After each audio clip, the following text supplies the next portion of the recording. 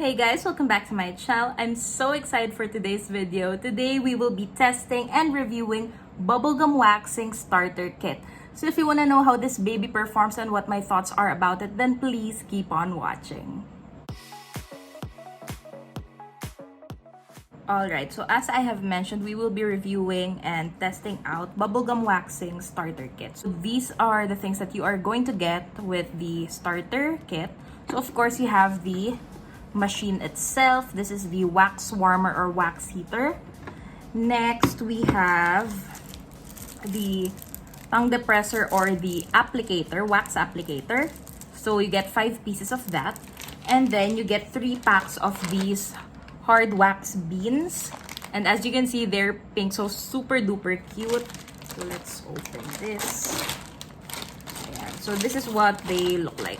Ayan. So you get 3 bags of this. This contains, I think, 100 grams each.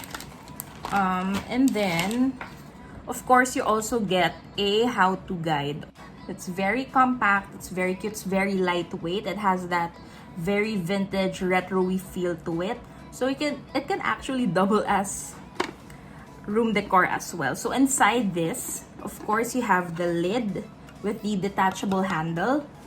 And then you have the wax bucket. You have the wax bucket here. And you have the cord.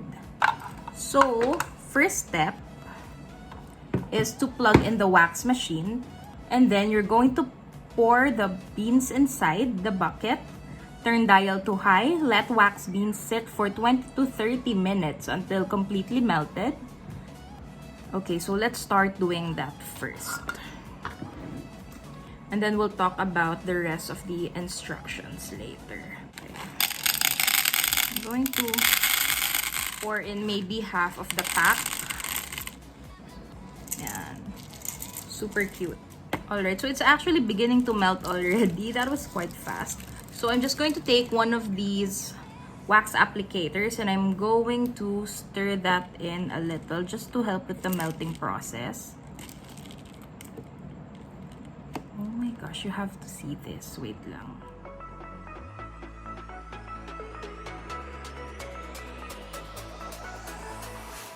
Alright, so now that the wax is completely melted in less than 10 minutes, I'm going to put the dial on medium. So that way, it keeps the wax warm. Alright, so nilapit ko na kayo para makita niyo yung bigote ko at saka yung unibrow ko. So let's start off by taking off my bigote first, or my peach fuzz here. As you can see, I mean, the hair is not that visible, I guess. I mean, but it is, diba? See? There's hair there. So, this is already on medium. And you're supposed to blow on the wax to cool it down a bit. But just to make sure that I don't burn my face off, I like to test it out on the back of my hand. Right? So, yan. You can use it for the face already. So, I'm not going to take that much product first. Because I like to work in sections. So, I have my mirror already. Syempre, dapat terno sa damit ko. Okay. And then, we're just going to apply that on the tips first.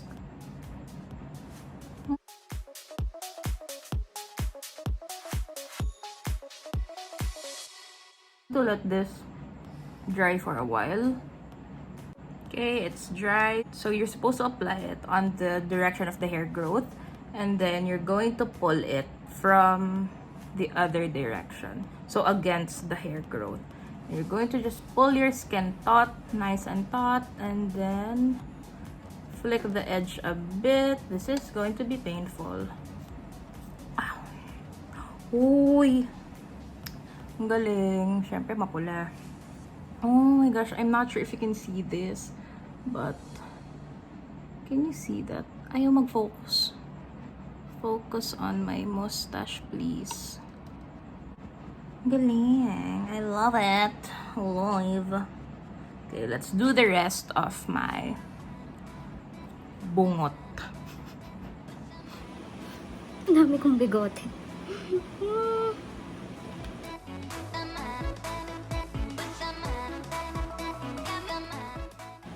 Ay, grabe. Ang daming nakuha. Ayaw talaga mag-focus. Pero ang dami niya. Alright, so as you can see, I no longer have a mustache.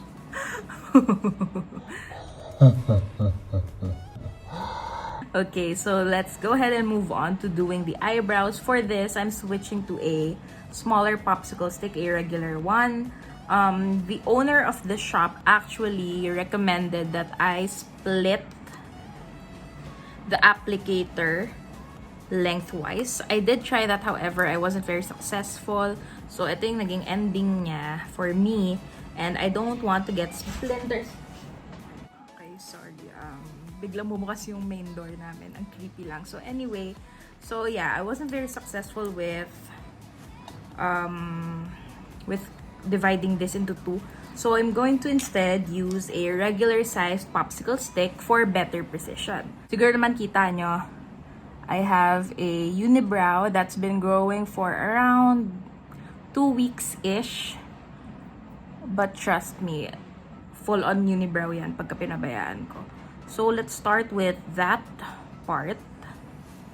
With the hair growth lang. Okay, so, my unibrow grows upwards. So, that's what I'm doing. And also, it's actually normal ha. Normal lang yan na may redness ka. And you feel a little bit of tenderness after the waxing. So, yan. Don't get scared. The grain. Wow. Wow. Yeah.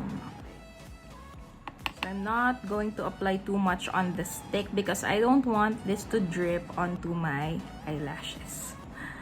Lord, please. Okay. So, also, if you've watched a few of my eyebrow grooming videos, I always mention that before doing anything with my brows or before removing extra hair from my brows, I like to fill them up first. So that's why I have brow product on. That way I get to map out my brows and I don't over pluck or over wax or over shave. Tumigas na siya, kakadaldal ko, guys. Alright, so as you can see, this part is really clean already. So let's do the upper part of the brow. So let's start with the tails. As you can see, this is my hairline and this is my brow, diba? And in the middle, they meet right in the middle because I'm a hairy girl. Yes, Mimi. Yes.